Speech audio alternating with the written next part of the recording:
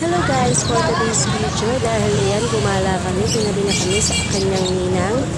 Ayan, mamamalengke tayo guys, dito yan sa Pagray 102 condominium guys.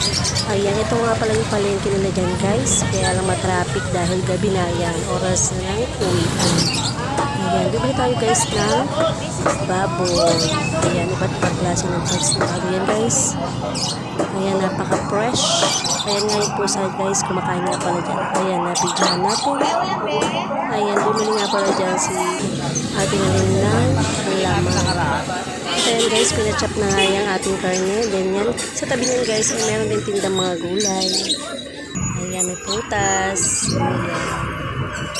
At yan, matapos na chop-chopin yung ating karne guys, ayan, pupunta naman tayo dun sa tawid. Bibili tayo ng ibang rekado niyan guys. At ayan, uuwi na tayo guys. Sa tawid tayo, ayan, diba, napaka-traffic guys. Ayan, maraming pa rin dito mga gulay.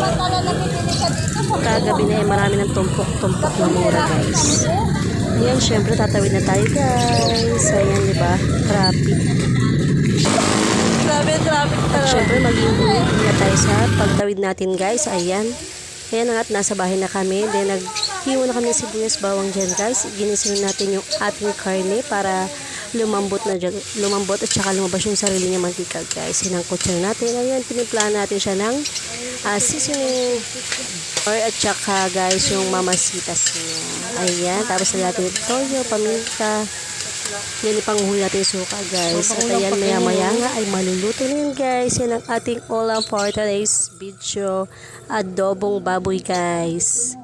Ayan, masarap na kain na naman guys. Ayan, natuyo na yung ating adobo. Perfect na yan guys. Masarap yan sa kanin. Mapapaan ni rice tayo. Thank you for watching.